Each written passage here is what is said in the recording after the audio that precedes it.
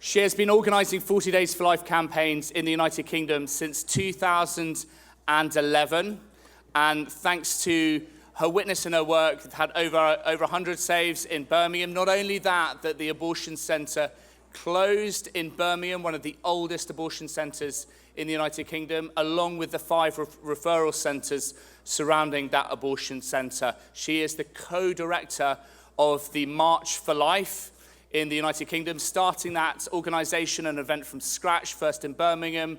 Now it is an established pro-life ministry in the United Kingdom with a strong presence in London. I was joking with her the other day that in England, in the United Kingdom, she's a criminal at home, but she's a celebrity abroad now, and her story has gone viral internationally as she was challenged for being arrested for praying for a thought crime in the United Kingdom, which has generated a huge amount of international interest.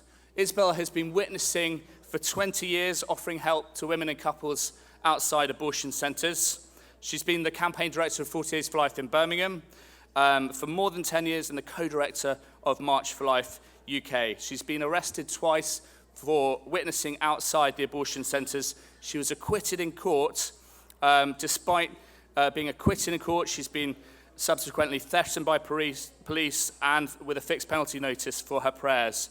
And she continues to pray outside the abortion centre. She's a dear friend, a wonderful person, perhaps one of the most famous people internationally who pray outside an abortion centre. So would you please give a very warm welcome to one of our keynote speakers, Isabel Vaughan-Spruce. Thank you very, very much indeed.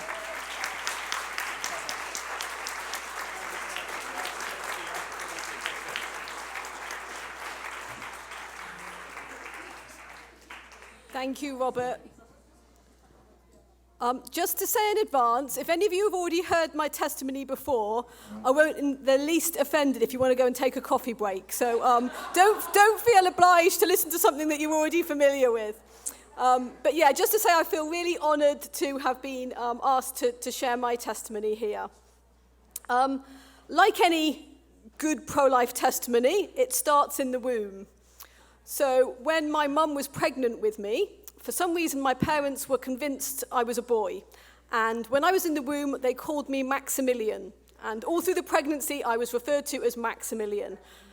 On being born a girl, obviously that didn't quite fit, and they just decided to go for something completely different, and so I was called Isabel. But I believe Maximilian has continued to play a part in my life. I was brought up pro-life, but I do think that being pro-life is the default position for any child. I think it's the most natural thing in the world to care for babies and love children. In fact, I think that we're all pro-life unless and until we're taught otherwise. And thankfully, I was not taught to dehumanize the preborn child. I grew up recognizing the great injustice of abortion. My dad particularly was a very strong influence on me, being very strongly pro-life. As a child, I remember a local psychiatric hospital closed down, and it was more than a hospital, it was a community where people lived who had mental health problems. And it closed down, and all these people were sent to live out in society, people who'd never lived out in society before, and they couldn't cope. And so I remember my dad opening the doors of our house to all these people who had mental health problems, schizophrenics, people who had bipolar. And they came to live with us, along with people who were on the streets who just had nowhere to live.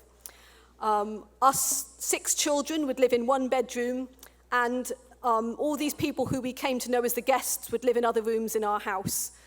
And I think it really helped me to learn the value of people, recognizing the importance of each and every person, no matter what they can do, just because of who they are, the fact that they are a human being. It wasn't until my teens, though, that I think being pro-life really meant something to me personally. At that age, I used to enjoy reading war stories. I read a lot of stories, particularly about the Second World War. I think it did show the depths of evil that humanity could sink to, but it also showed heroism at its finest. And as you do when you're reading a book, I'd place myself in some of those challenging situations, and I'd ask myself the question, what would I have done if I'd lived back then? You know, would I have had the courage to do anything? Would I have had the conviction to say anything? And I gradually realized I was asking the wrong question. It's not so much a case of what would I have done back then, but what am I doing now? Around this time, I remember going on pilgrimage to a place in Wales in the UK called Holywell, or St Winifred's Well. And when I was there, I met a young man who was working there. And he told me how he'd left his faith in his teenage years. And he'd got in with a bad crowd. And one day when they were all out on their motorbikes, he had a terrible accident. One of his legs was broken, badly damaged, and it had to be pinned together. And as a consequence, he had a permanent limp, and he was permanently in pain. And he got very depressed, I think actually on the verge of suicide. And he went to bed one night, and he had a dream. And he said he dreamt that there was a big stretch of land in front of him, a big plain of land. And across this plain of land marched two armies towards each other. And one of the armies was led by a huge angel with a flaming sword. And he said, I knew the angel was St. Michael. And I said to him, well, which side were you on? And he said, well, I was just sitting on a rock reading a book. And he said, St. Michael came out of the battle and came up to me and said to me, what are you doing? And he replied, I'm sitting reading a book. And St. Michael said, can't you see there's a battle going on? Stand up and fight. And at that moment he woke up and he was completely cured. His leg was fine, no pain at all. But more importantly, he recognized the meaning of that dream, that he was being called back into the battle of life. And I think that's a message for us all. I certainly felt at the time it was a message for me, that there is a battle going on. What am I going to do about it? And so I began to look for ways to live out my pro-life beliefs. In my 20s, I picked up a copy of a magazine called the Crusader magazine that some of you might be familiar with. It was originally started by St. Maximilian Kolbe. And in this magazine, there was a letter written. Someone who read the magazine wrote in this letter. I can't remember who she was, but thank you, whoever you are, because you helped start my pro-life journey. She told about her experiences praying outside of an abortion center. And crucially, she left a telephone number. So I got in contact, and she helped me find out the nearest abortion center to me and put me in touch with a group of people who prayed there just once a week on a Saturday morning for an hour. And so I joined these people in Birmingham, in England. And I have to say, my first time praying there, it was quite surreal. It was a beautiful old building, very expensive area. But I was aware that every year, 10,000 children were aborted behind those doors. And yet, I actually personally felt strangely at peace. Not at peace with what was going on, obviously, but I really felt this is where God wanted me to be. The first year I was there, I have to say I don't remember a single woman changing her mind. A lot of the time, the abortion center would actually be closed. Nothing really very dramatic happened. And I really think God was teaching me perseverance, faithfulness, that key core lesson. But I do remember the first turnaround that I was involved in. I remember standing at the bottom of the drive. There was a private drive that led up to the abortion center. And there was a woman very near the top of the drive about to go into the abortion center. And I called out to this lady, and I have to say, I felt a bit awkward doing that. It's not something that you normally do in England, call out to strangers. So I mustered all my courage to call out to her and encourage her to come down and talk to me, and she did. And I remember she was a Polish lady. And we had quite a conversation, and she was a Catholic lady. And I remember during the course of the conversation giving her what's called a miraculous medal. Some of you, I'm sure, are very familiar with that, a medal that's got a picture of Mary, the mother of Jesus, on it. And I told her that Mary had a particular place in her heart for pregnant women, and she would take care of her. And we took this lady to a local crisis pregnancy centre. And when she was there, they did a pregnancy test and worked out the date that her baby was due. And they said, your baby would be due on the 25th of March. And they said, that's a particular date that Catholics will know. They celebrate the Feast of the Annunciation when Mary was pregnant. And the lady put her hand up immediately and clutched the medal around her neck, as if remembering what I told her, how Mary would particularly keep an eye on her. Anyway, we left her there in the good hands of the people who run that place. But many months later, I was standing outside the abortion centre on the Saturday morning, as I always was, and a car drove up, and a local doctor, a local GP, got out of the car. And he told me how he had been treating this lady. She had been one of his patients. And he said, she wanted you to know she has had her baby. And he took out a photograph of her with her little baby boy. And he said, she has named him Maximilian.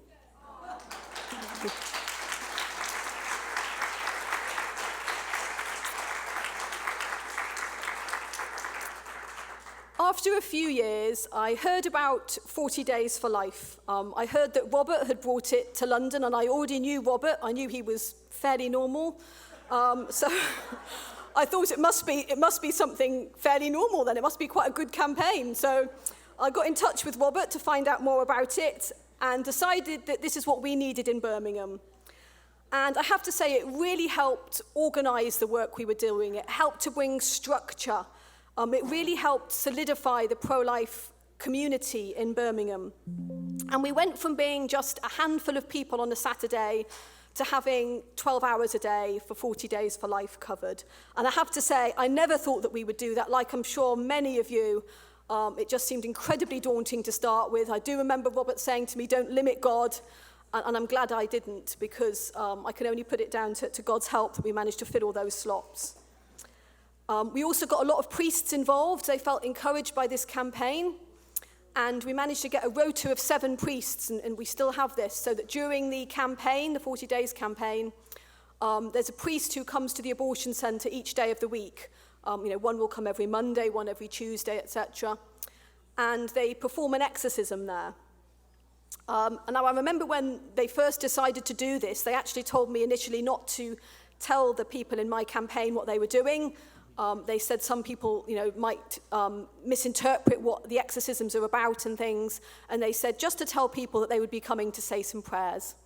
So that's what I did. So nobody but me knew that they were doing exorcisms there. But the first time they went, I remember the female volunteer who was on, she phoned me up and she said, oh, Father so-and-so's just been at the abortion centre. And I said, oh, yes, I knew he was coming today. And she said, I don't know what prayers he was saying, but they must have been powerful. She said, when he left, it was like all hell broke loose. She said the staff were coming screaming out of the abortion centres. People passing by were just going berserk. And I thought it was particularly impressive that she had no idea that this priest had said an exorcism there. And yet she could see for herself the results of it. Well, in 2019, on the 12th of December, which I know many of you will be familiar with, is the feast of Our Lady of Guadalupe, patroness of the unborn. The manageress came out of the abortion centre to announce its closure. She came out with a bag of donuts to offer round. And it was particularly interesting that she went to give this news to one of our male volunteers, a man called Paddy. And Paddy had just celebrated his birthday 3 days previously on the feast of Juan Diego. So again, it felt very appropriate, he's a key person in the story of Our Lady of Guadalupe. And I do remember myself, the last time I was praying outside that abortion centre as part of 40 Days for Life, I was standing at the bottom of the drive, this private drive that led up to the abortion centre. And down the drive walked this beautiful, pure white dove. And it just walked all the way down the drive, walked up to my feet, and just sat there. And I remember picking it up. There wasn't anything wrong with it. It wasn't hurt. It was incredibly docile. And I really felt that God was giving me a sign of all the innocent lives that had been lost there, hopefully the innocent lives that we had helped save, but also a sign of the peace to come at that place, because it was very soon that place closed. So we moved to a new abortion centre in Birmingham. This was a very different situation. Whereas the previous abortion centre we'd been at, although it had been running for about 50 years and was the first one to open in the country, there'd been people praying there almost from the start. But this new abortion centre, it had almost gone uncontested from a spiritual perspective. And so the evil had really infected the area, I felt. And when we went there, a lot of the locals received us very badly. We were sworn at, we were screamed at, we were spat at. We would have cars drive down the street towards us at high speed and veer away at the last second. We would have our property stolen. We were even physically assaulted. I remember taking one of these situations to the police. Someone had actually caught the physical assault on camera. They'd videoed it. And we showed this to the police. And when I asked them why they weren't doing anything about it, they said to me, well, if you don't want to be assaulted, you don't have to come out of your house, do you? In fact, the local police got together with the local council, the staff at the abortion centre, and many of the locals to bring in a buffer zone, or what's called a PSPO, a public space protection order. So this created like a zone, a censorship zone around the abortion centre. And just as an aside, my 40 Days for Life volunteers, they, every campaign would pray just outside this zone. So they were right at the other end of the road, right down the road, barely even in sight of the abortion centre, outside a Catholic church. And yet they were still screamed at and sworn at and spat at and assaulted. And so I think it was clear that no one was really trying to stick up for pregnant women who they thought were being harassed. It was more to do with an intolerance of any ideology that was different from their own. That and a sense of empowerment of being above the law, which I have to say they were. Anyway, in this atmosphere, I internally reasoned, okay, buffer zones ban protesting, but I've never protested outside abortion centres. I go there to pray and to offer help, and surely my prayers can't be censored. So I went to silently pray outside the closed abortion centre. No poster, in fact, we'd never had any posters there. I didn't have any leaflets, no Bible, no rosary, just me standing there silently, praying in my head, not making a sound. The police arrived quite quickly and asked me if I was protesting. I said I wasn't, and they said, "Are you praying?" And I said I might be silently praying in my head, but nothing out loud. Well, that was enough for them to arrest me. They searched me very thoroughly on the street and took me away and put me in a police cell, and I was questioned. I actually remember when I was in the police station being shown photographs of myself standing outside the abortion centre that obviously somebody who'd been in one of the houses opposite had taken of me. And I was shown these photographs, and I was asked, "Were you praying in these photographs?" And I said, well, I have to be honest with you, at times I was thinking about my sandwiches in the car. And I don't know when those photographs were taken. And by looking at them, I don't know whether I was thinking about my sandwiches or praying. Anyway, they wanted to know everything that was going on in my head, and so I told them. And they released me on bail, and I was charged with engaging in an act which was intimidating service users. And I remind you, the abortion centre was closed. There were no service users. Anyway, I went to court, and I was acquitted within minutes in court. So I now reasoned I was silently allowed to pray on the street, and everyone obviously accepted this now. And so a couple of weeks later, I went to exactly the same spot on the street and did exactly the same thing, silently prayed near the abortion centre. This time, 6 police officers arrived in a police van, and they told me that my prayers were an offence. I told them that I didn't believe prayer was offensive, but they became more emphatic, telling me, "Your prayers are an offence." And they arrested me. They took me away in the police van and put me in a cell again for a while before eventually releasing me on bail. And they investigated me for a further 6 months. and eventually the charges were dropped. Now, as I mentioned, the 40 Days for Life had continued outside the buffer zone. We actually did have a poster outside the buffer zone that simply said, pregnant, need help, ? With my telephone number. We were told that this poster was grossly offensive, and it was frequently stolen. Every time it was stolen, I'd buy a new poster twice as big. Our poster is now enormous, and it's pretty hard to steal. Well, I was praying there one evening as part of 40 Days for Life outside the buffer zone, and I had a woman coming to try and steal this poster, which was actually attached to the church railings. And it became a tug of war, me on one side, her on the other. She actually said that she was going to tell the police that I had assaulted her as well, even though obviously I hadn't. So I decided to phone the police myself. I phoned the police, I dialed 999, which in England is the emergency services. I dialed them and said that there was a physical altercation happening. Somebody was trying to steal my property. And the police officers told me that nobody could come until the next day, which of course would not really be any use.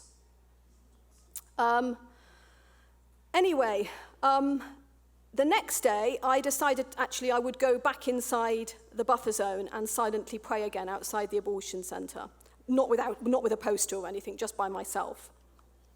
Immediately, I was reported to the police by the locals, and they arrived very quickly for that. It seems they do have officers for people silently praying, just not for people who are being assaulted or having their property stolen. And later that day, I received an automatically generated text messages from the police asking, "How did we do today?" I'm not exactly sure what incident they were referring to, but I wasn't too impressed by their conduct on any occasion. Anyway, I continue to go outside the abortion centre every week. The police continue to come out, giving me various tickets, telling me I'll be issued with a fixed penalty notice. And meanwhile, we have had national buffer zones voted in around every abortion centre. And I know there's similar proposals in many of the countries that you come from. Now, this could all seem pretty bleak, but at times like this, I remember my personal hero, Maximilian Kolbe. Now, he's well known as the priest who gave his life for a fellow prisoner at Auschwitz. But there's another story about him that's not quite so well known, and it's my aim to make this story well known. It's told by a fellow prisoner at Auschwitz. And he said how when he arrived at the gates of the death camp, it was as if his hope died. He said he could see the emaciated faces of the prisoners there. He could smell the burning human flesh that was coming through the chimneys. And he thought, I'm never going to see freedom again. And he described how one day he was walking between the blocks where the men were housed. And he was feeling very low, very despondent, very discouraged. And towards him walked Maximilian Kolbe. And as if reading what was on his heart, Maximilian Kolbe walked up to the man, placed his hand on his shoulder, looked him in the eye and said, "Hope. Never give up on hope." And this started a spark inside that man. And he went back to the block where he was housed with the other men. And together they hatched a plan to break into the German officers' quarters, to steal their uniforms, to dress up as German soldiers. They took the keys to the German commandant's car, and they drove out of the gates of Auschwitz in what was one of the most daring and successful escapes in the history of Auschwitz. And I can imagine other people coming up to this man afterwards and patting him on the back and, telling him, well done on your courage and on your ingenuity. And rightly so. But it didn't start with that man. It started with Maximilian, who gave him back his hope. And that's our job.